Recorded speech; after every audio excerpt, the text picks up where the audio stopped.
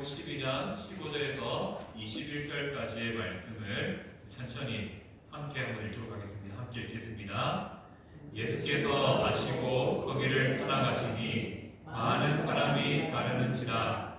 예수께서 그들의 병을 다 고치시고 자기를 나타내지 말라 경고하셨으니 이는 선지자 이사야를 통하여 말씀하신 바 보라 내가 택한 종 곧 내 마음에 기뻐하는 바 내가 사랑하는 자로다. 내가 내 영을 그에게 줄 터이니 그가 심판을 이방에 알게 하리라. 그는 다투지도 아니하며 들레지도 아니하리니 아무도 길에서 그 소리를 듣지 못하리라. 상한 갈대를 꺾지 아니하며 꺼져가는 심지를 끄지 아니하기를 심판하여 이길 때까지 하리니 또한 이방들이 그의 이름을 바라리라 함을 이루려 하심이니라. 아멘. 오늘 말씀은 지난주 말씀과 이어지죠. 지난주 예수님께서는 안식일에 손 마른 사람을 고치십니다. 그 일을 통하여서 바리새인들이 예수님이 잘못했다는 것을 트집잡고 어떻게든 예수님을 넘어뜨리고 공경에 빠뜨리려고 하고 있습니다. 그러한 상황 가운데 오늘 말씀 15절 말씀이 시작되죠. 예수님께서 아신다라고 말하죠. 무엇을 하십니까?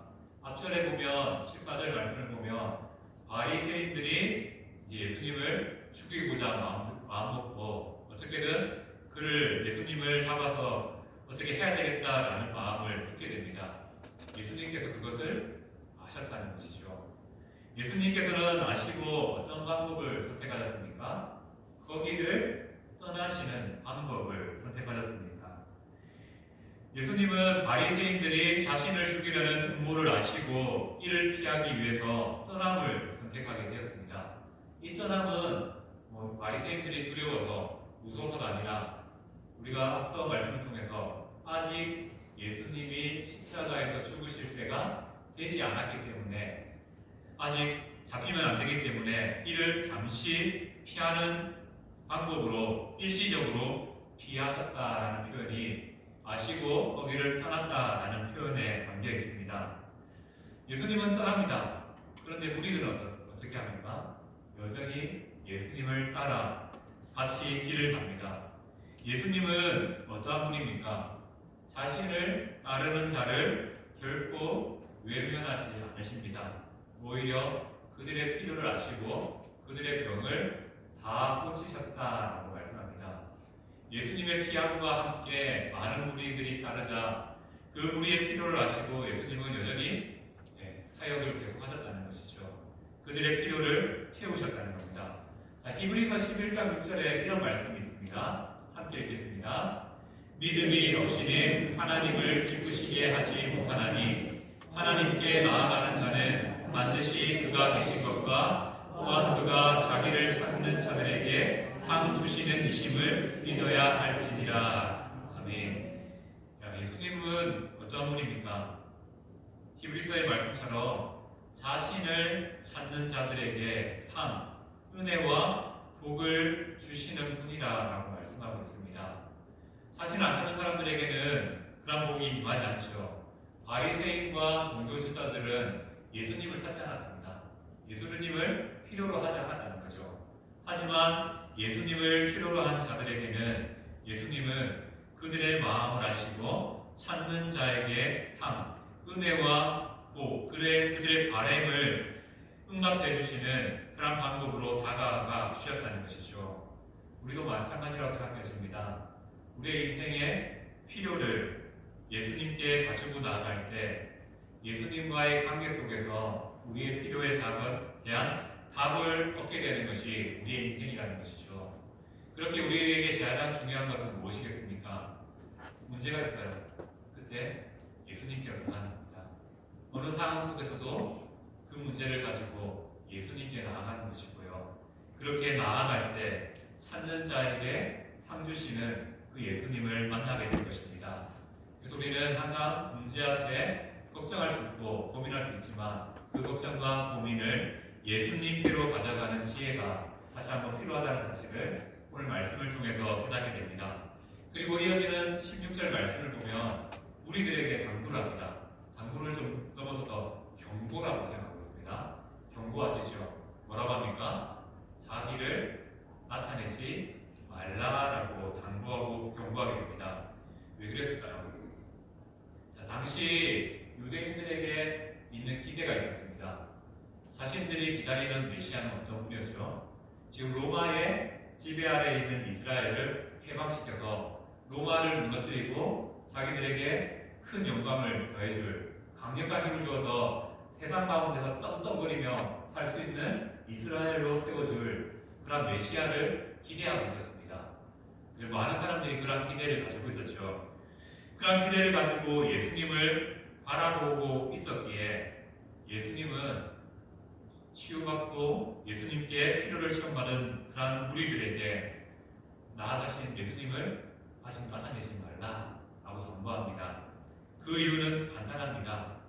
이 일이 예수님에 대한 기대를 더 부풀게 만들고 더 잘못하면 예수님에 대한 잘못된 생각을 이스라엘 가운데 심겨줄 수 있기 때문에 예수님은 이 나라를 뒤엎는 메시아로 이스라엘이 바라고 유대인들이 바라는 메시아가 아니라 다른 메시아, 어떤 메시아죠?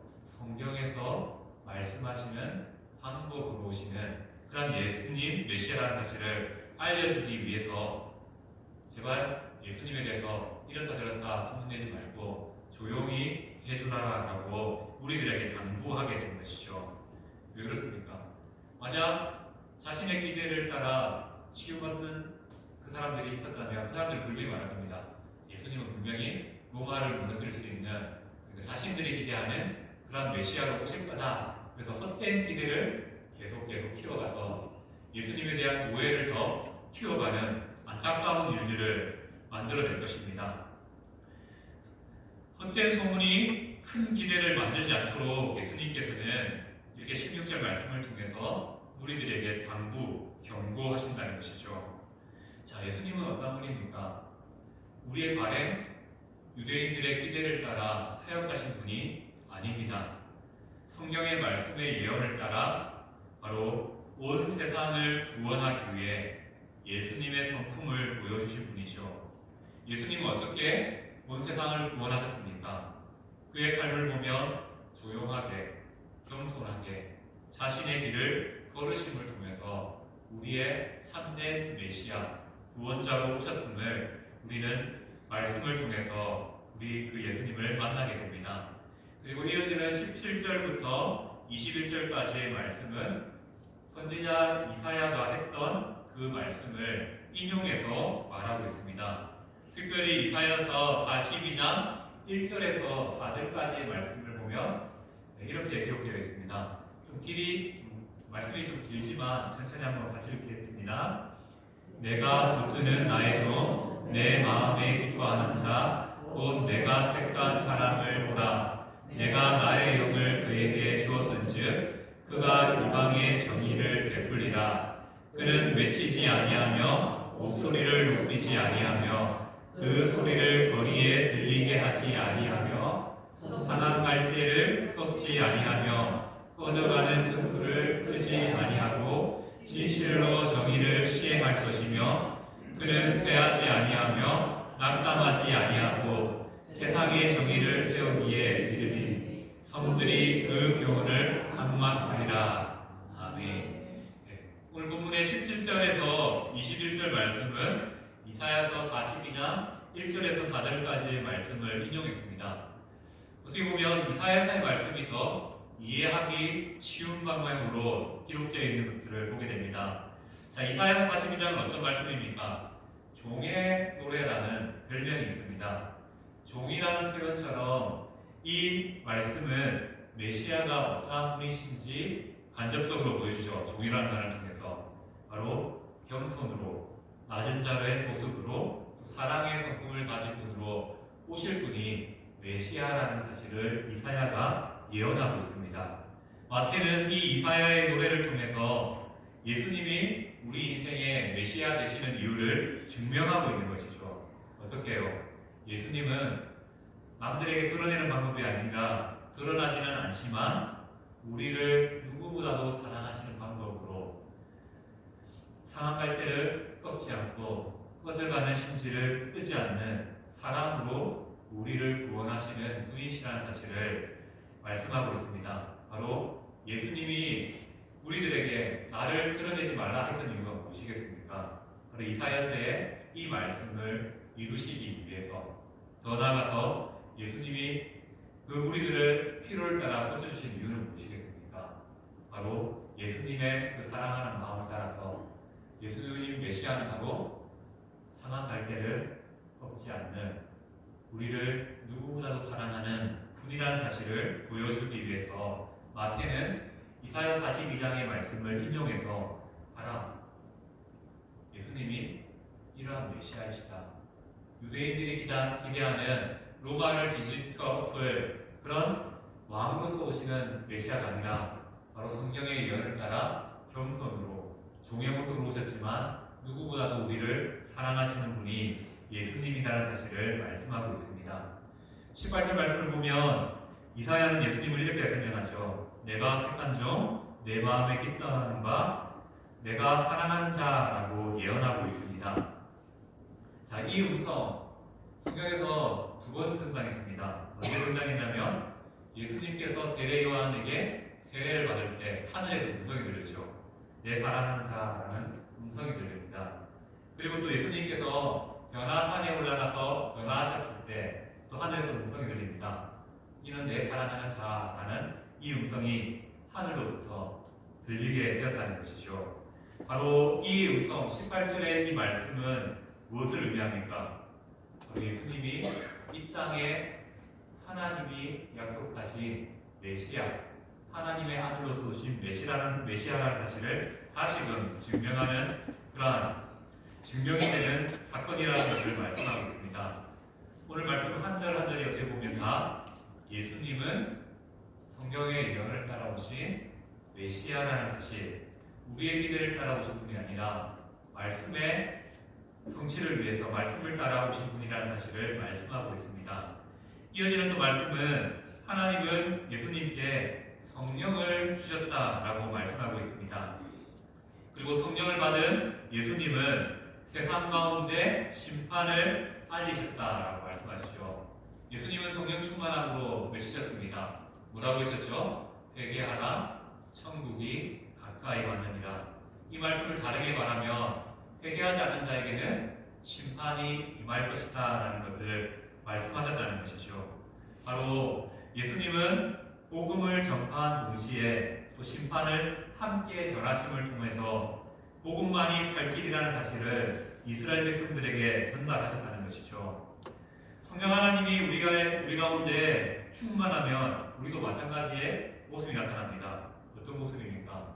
이 땅 가운데 심판에 대한 안타까운 마음 때문에 그 복음을, 예수님을 마땅히 전하게 되는 모습이 우리 가운데 또 나타나게 된다는 것이죠. 우리가 복음을 전할 수 있는 이유도 바로 성령 하나님이 우리 가운데 충만히 임재하실 때 가능한 일이라는 사실을 우리가 이 말씀을 통해서 생각해 볼 수 있습니다. 그리고 19절 말씀을 보면 다시 이사야는 예수님에 대해서 그는 다투지도 아니하고 들레지도 아니하리니 아무도 길에서 그 소리를 듣지 못하리라 라고 예언했습니다. 이 모습은 예수님의 겸손한 성품을 묘사한 구절이죠. 예수님은 종교 지도자들의 비난 가운데 있었습니다. 예수님이 바리새인들과 서기관들과 종교 지도자들과 싸워서 말로 싸워서 질 뿐입니까? 아닙니다. 절대 질 뿐이 아닙니다. 그럼에도 불구하고 예수님은 다툼의 방법을 사용하신 것이 아니라 오히려 그 다툼의 자리를 피함을 통하여서 분쟁을, 싸움을 피하시는 예수님의 성품을 보여줍니다. 왜 그렇게 하셨을까요? 바로 이사야서의 예언이 예수님의 삶을 통해서 이루어지기 위함입니다. 예수님은 다툼의 방법이 아니라, 자신을 드러내는 방법이 아니라 자신을 감추시는 방법으로 겸손한 종의 모습을 보여주셨다는 것이 바로 19절에 이사야의 예언이 예수님을 통해서 성취되었다는 것을 우리에게 보여주고 있습니다. 예수님은 유대인들의 기대와는 완전히 다른 모습으로 메시아로서 이 땅에 오셨다는 것이죠. 자, 우리도 그럴 것 같습니다. 우리도 예수님에 대해서 하나님에 대해서 기대하는 바가 있잖아요. 예수님이 이런 분이어야 된다. 하나님은 이런 분이실 것이다. 라고 짐작하고 믿습니다. 그런데 그러한 마음들로 가면요. 우리 가운데 어떠한 모습이 나타나냐면 만약 그러한 분으로 믿었는데 그러한 것이 이루어지지 않으면 하나님에 대해서 우리 안에 오해가 쌓이고요. 하나님에 대해서 불신이 생겨나게 된다는 겁니다. 유대인들에게 가장 큰 문제가 이거였습니다. 자신들이 생각하고 기대하는 메시아라는 기준이 있습니다. 그런데 예수님은 이 기준과는 다른 겁니다. 그래 계속 오해만 쌓아가고요. 아닌데 결국 예수님을 우리가 알고 것처럼 십자가까지 내모는 그런 안타까운 모습이 유대인들 가운데 나타났습니다. 하지만 오늘 마태는 이사야서의 말씀을 통해서 예수님은 그렇게 오신 분이 아니야. 오히려 종의 모습으로 우리를 섬기기 위하여서 겸손한 모습으로 오셨고 또 그의 사역에는 다툼과 분쟁이 아니라 평화의 사람이셨기 때문에 평화를 선택하는 방법으로 사역하셨다라는 사실을 다시금 마태는 예수님의 생애를 통해서 증명하고 있습니다. 그리고 그 마음이 20절 말씀에 등장하죠. 예수님은 어떤 분입니까? 상한 갈대를 꺾지 아니하며 꺼져가는 심지를 끄지 아니하는 분이다 라고 말씀합니다. 언제까지요? 심판하여 이길 때까지, 마지막 그날까지 그렇게 우리를 사랑하시는 분이라는 것이죠. 자, 상한 갈대, 꺼져가는 심지는 누구입니까? 당시로 생각해보면 연약함을 가졌고 사람들로부터 외면당하고 힘도 없고 멸시와 천대 가운데 있었던 사람들을 가리킵니다. 더 구체적으로 우리 신앙에 적용하면 로마에 의해서 압제받고 있는 또 종교 지도자들이 제시한 율법의 무거운 짐을 지고 있는 사람들이 바로 상한 갈대, 꺼져가는 심지입니다. 종교 지도자들이 무거운 율법의 기준을 내세웠죠. 이렇게 해야 된다. 이것이 신앙인의 모습이다 라는 기준을 내세웠습니다. 근데 웬걸요? 그걸 지키지 못하는 유대인들에게는 오히려 마음만 무거워지고 더 하나님과 가까워져야 되는데 하나님과 오히려 더 멀어지는 안타까운 모습이 생겨났습니다. 오늘 말씀에 상한 갈대 꺼져가는 심지가 바로 그런 자들입니다.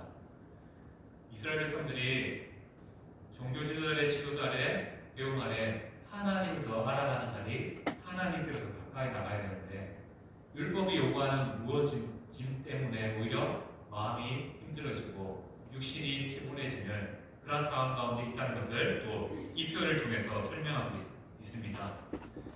상한 갈대를 꺾지 않고 꺼져가는 심지를 끄지 않는다는 것은 무슨 말을 의미합니까?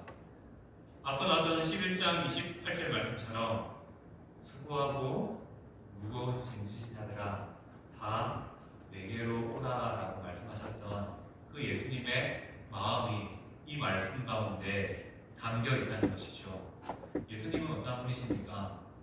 바로 세상 가운데 상처있고 세상 가운데 마음 상하고 넘어져 있는 우리를 찾아오시는, 우리를 사랑하시는 그런 분이라는 것이죠. 자, 우리가 실패해도 괜찮은 이유가 있습니다. 우리가 가끔 넘어져도 괜찮은 이유가 있습니다.